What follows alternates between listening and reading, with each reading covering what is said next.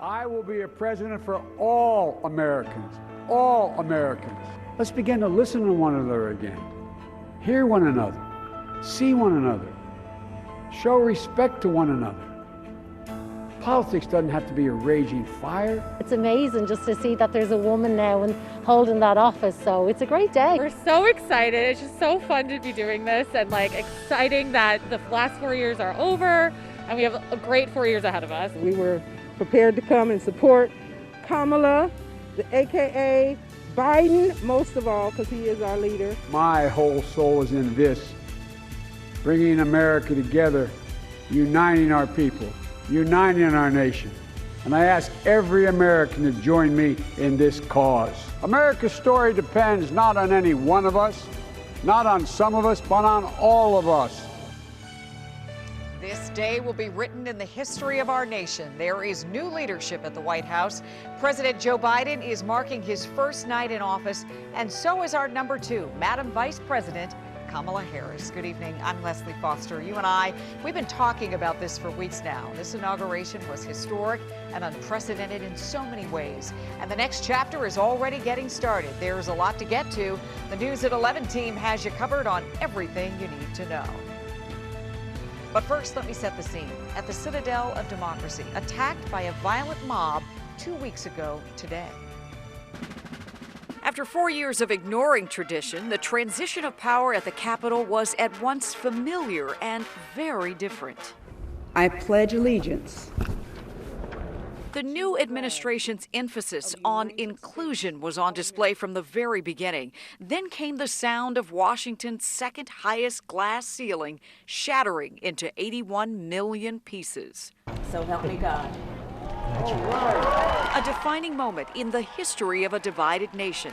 Kamala Harris became the first woman, African American and Asian American vice president, a moment that redefined and solidified what's possible for young women and men of color. So help me God. Congratulations, Mr. President. President Biden faced a daunting task, calling for unity while acknowledging the sharp divide in the nation he now leads. The answer is not to turn inward, to retreat into competing factions, distrusting those who don't look like you, or worship the way you do, or don't get their news from the same sources you do. We must end this uncivil war. Then came the young woman who stole the show, 22-year-old Amanda Gorman, speaking to a new unified chapter for all of us with her poem entitled The Hill We Climb. Our people, diverse and beautiful, will emerge battered and beautiful. When day comes, we step out of the shade, aflame and unafraid. The new dawn blooms as we free it. For there is always light, if only we're brave enough to see it, if only we're brave enough to be it. And we are lucky to call this place home during inaugurations, even this year when it was overshadowed by a pandemic and possible protests. The beauty of our democracy is shining brighter than ever. Mike Valerio joins us live with a beautiful backdrop of the U.S. Capitol. And Mike, people you spoke with still found ways to take in this historic moment. Leslie, that's absolutely right. And you know, part of that either involved finding a perfect rooftop perch like right here or taking in the tableau from the streets below us right here. Because, of course, our city has such a dramatic story to tell, from insurrection to impeachment to today's inauguration.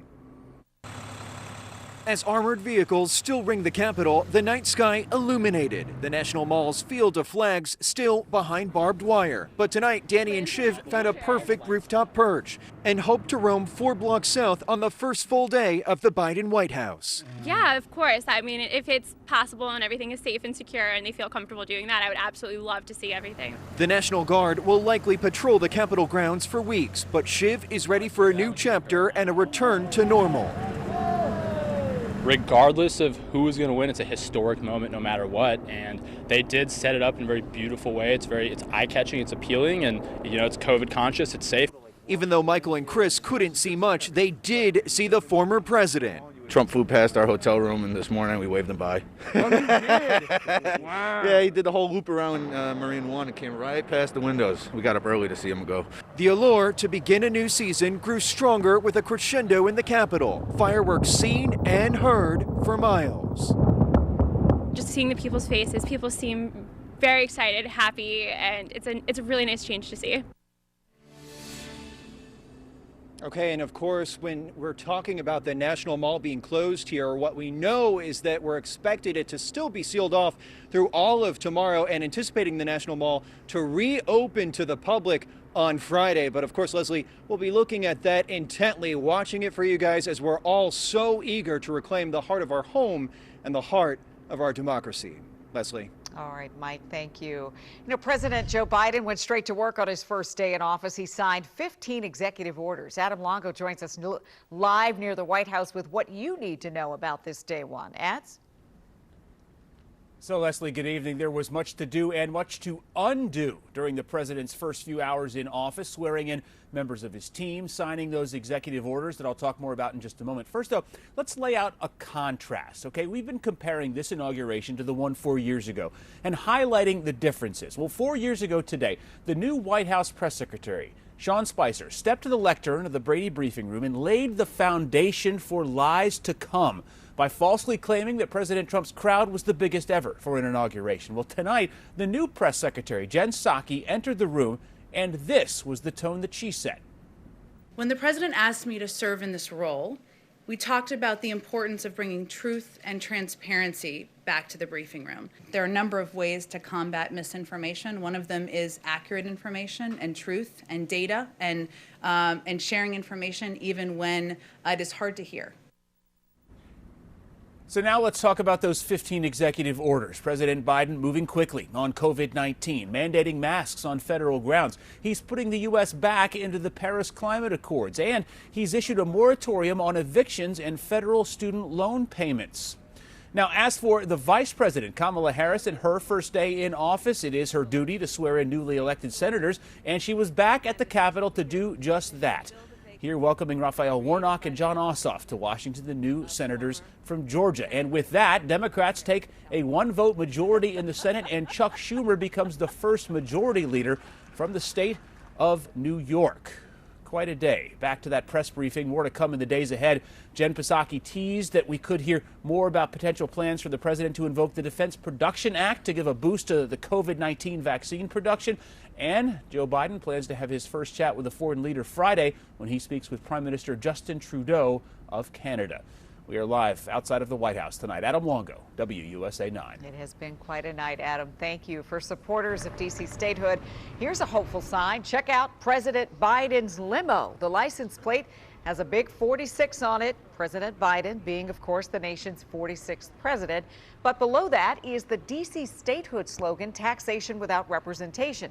And that's not there by accident. At some point during his presidency, Donald Trump removed that slogan from his presidential license plates. D.C. remains on lockdown. The level of security is not like anything we've ever seen. Tens of thousands of National Guard troops are still on the ground. Roads in the city and several bridges are still shut down. John Henry joins me live now from the Red Zone downtown. And John, we know there were concerns about armed protests, but we didn't seem to see any of that. That's correct, Leslie. Luckily, there were very few disturbances downtown here today. Now many people who live here are just asking what comes next. It feels like change is in the air in D.C. At least that's if you ask GW students Lucas Cortellesi and Ben Woodward. Honestly, it's really exciting because for the first time in a while, things are finally starting to look up. The pair walked through the inauguration security zone. They said dealing with all the checkpoints took some getting used to. It was a little different, a little weird. On one hand, I felt secure, but on the other hand, it's kind of worrying because I don't really like being constantly surrounded by security. But one thing's for sure, all that security worked. Officials said someone called in a bomb threat to the Supreme Court earlier this morning. After a quick check, it was proven to be false. A few hours before that, the Secret Service said it arrested a person for having unregistered ammunition at a checkpoint at 17th in Pennsylvania. That's the only arrest they've reported. MPD says it's made none. Now, with Inauguration Day in the rearview mirror, the level of security is decreasing to a degree. The mayor's office says these fences on 7th, 9th, and 12th streets are coming down. Then there's DC's bridges. Part of the South Capitol, Sousa, and 11th Street bridges have already reopened. Hopefully, things start to calm down in the city, definitely. Now, Leslie, in regard to these particular barriers and fences on 7th, 9th, and 12th Streets, the mayor's office says it could take about a day and a half to remove them completely. Sure will be great to see them go. John, thank you. Security like we've never seen. A global pandemic. It is changing the way D.C. does Inauguration Day and highlighting the best part of who we are. We'll talk about that in 60 seconds.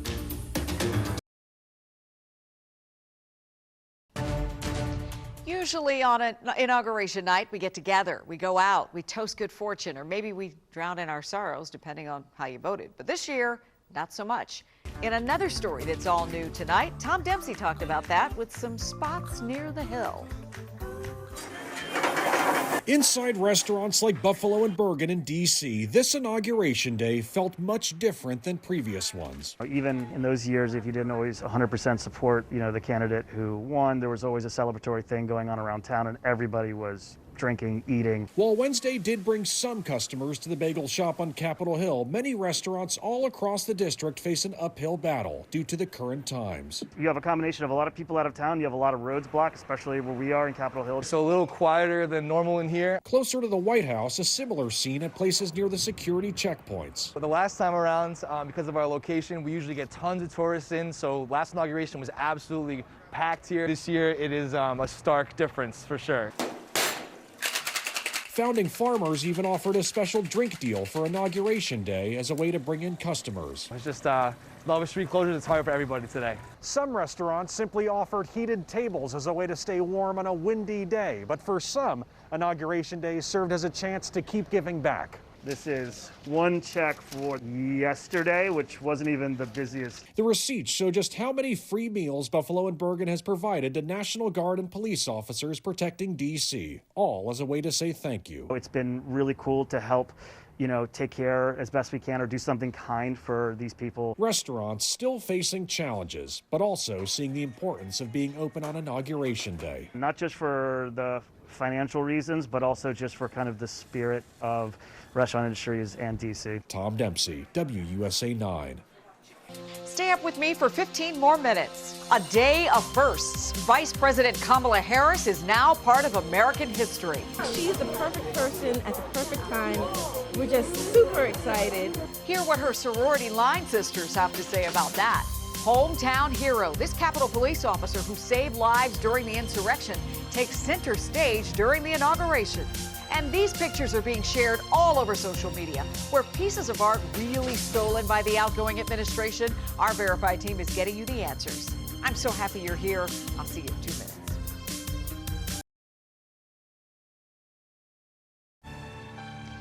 You can now call her Madam Vice President. Kamala Harris is breaking barriers once again. This is a historic moment for our country. Kamala Harris is the first woman to serve as Vice President of the United States. She's also the first Black Vice President and the first Asian American Vice President. And that's not all. Harris is the first Vice President who graduated from a historically Black university. We know she's proud of her Howard roots. And one group of women says she will always be C3 to them, a calm, cool, and collected line sister. Ariane Detil was there as these women watched the Vice President step into history.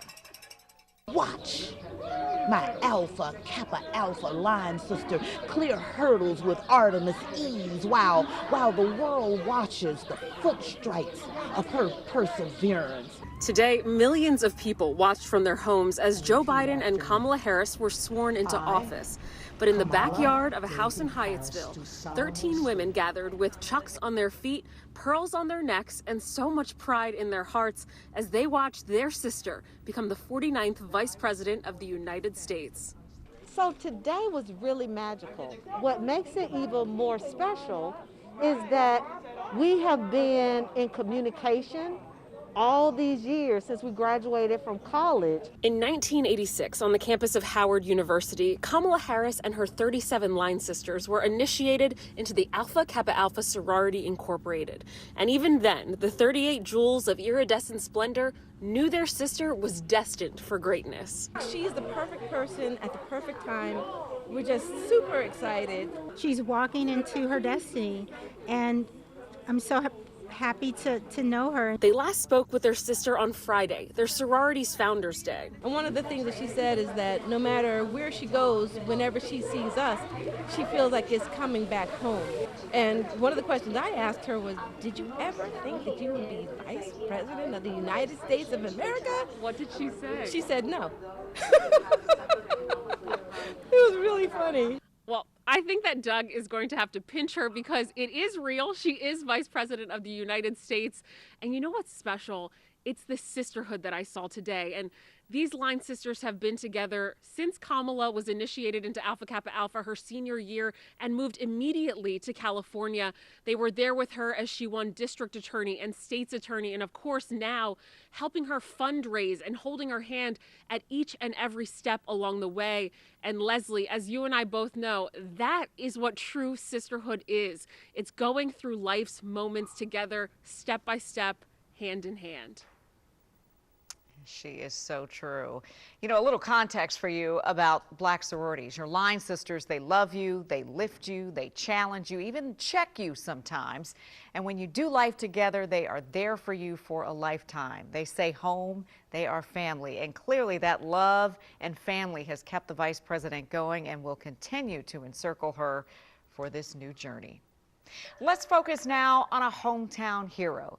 Capitol Police Officer Eugene Goodman was front and center during the inauguration. If you don't know who he is, you should.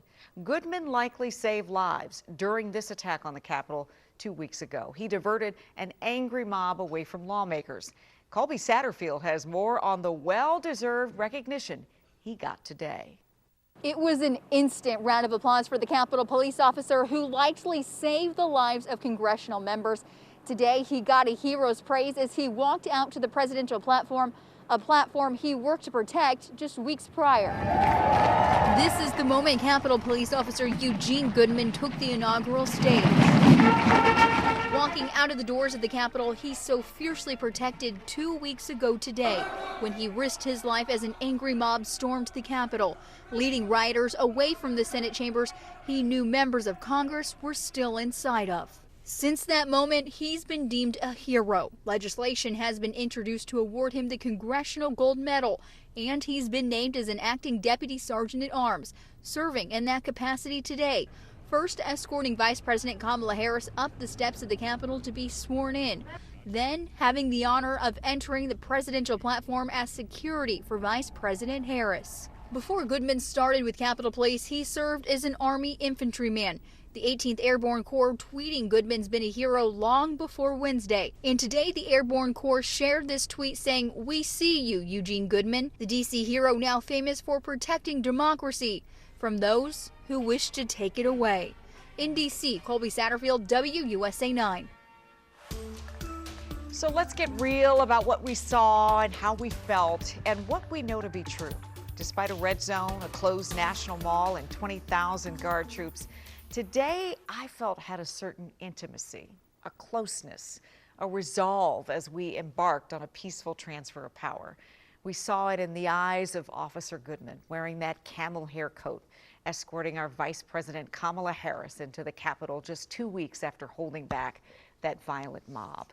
We felt it when we saw a woman who looked like America step into her new role with grace, knowing whose shoulders she stands on and the path that she leaves for others to come. And we know that in order to reshape our future, we have to see each other, to listen to each other, to acknowledge what President Biden says is a need for truth and healing. This divided nation needs it. The Biden administration is leading by example with humility and with humanity. Now, your WUSA 9 weather forecast, sponsored by Cox. Well, what a day. And I tell you what, you know, Topper would have loved being there at the Capitol to see the one thing he's been dying to see for weeks now, and that's snow. Yeah, a couple flurries, right? Yeah, kind of setting the scene though, right? It wasn't bad. Yes. This is a good, yes, good I did a double take, I must say, when I looked at the screen. I went, is that snow? Yeah. Is that a filter? Is that a filter? What is that? Social media is really taking over, you know, where we think it's a filter. But no, it was actual snow flurries that we had earlier today. The big story was really the wind, though, made it feel much colder than it actually was. We actually hit 46 today, which is above what is considered average for this time of year. Now, tomorrow, a little bit warmer. We'll start the day in the 20s. We'll be at 34 by 9 in the morning, 41 by midday, and we go into the 50s for the afternoon hours. So, yeah, warmer than what we saw today, and yes, less wind to deal with. Look at these gusts. National Airport, 49-mile-per-hour wind gusts today. Big gusts across much of the DMV. Orange, 48. Petersburg in West Virginia, 47. And Dallas checked in and clocked in at 41 there. And you can see 30-plus gusts. Frederick, Gaithersburg, down to Andrews Base and Stafford as well. Nearly 30-mile-per-hour gusts. We hit the 40s today, as I mentioned. 46 was our top temperature here in D.C. Again, that is above where we should be for this time of year. We'll drop back into the 20s with some of us maybe even into the teens. A couple of those low-level locations, those low spots there in the hills. So Manassas, you're down at 21. Leesburg, 22. Gaithersburg at 21. We'll go 20s across Prince George's County. We'll drop to 28 inside of the Beltway. Then we'll top out in the 50s tomorrow, including a 52 in D.C. Fredericksburg checking in at 55 and 47 in Hagerstown for your Thursday. The weekend looks a little bit colder. Keep in mind, Saturday is going to be windy, too. So even though we get to 38, which is cold, it's going to feel like 20s most of the day. And then Sunday, planned for some clouds, but still dry, back into the 40s that day. Here's a cold front that we're going to be watching tomorrow. That comes through dry, but it does knock down our temperatures. So we go from those 50s on Thursday to just colder 40s and gusty winds on Friday, and even colder 30s, as I mentioned, for Saturday. Then we're going to turn our attention to our next weather system that comes in on Monday. Now, this is the European forecast model. I'm showing this only because the American model is not cooperating with me right now. Data is kind of corrupted, but the idea is that it's got snow on here. The American, the Canadian, all the other models, the UK model, they all have rain for us. So I think it's going to be rain on Monday. Stay tuned. All right, 48 to 55 for your Thursday. Looks like a nice day, right? A little bit of a southwesterly, but we'll get some sunshine. Should be a beautiful Thursday. Friday's blustery, a little bit colder, and yet colder still Saturday.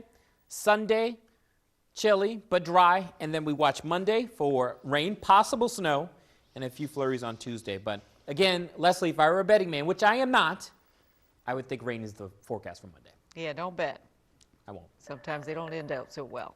All right, as we mentioned, Vice President Harris is a proud alum of my alma mater, D.C.'s Howard University. And during today's inaugural parade, the Howard University Showtime Marching Band escorted the Vice President down 15th Street to Pennsylvania Avenue and the White House. Take a look.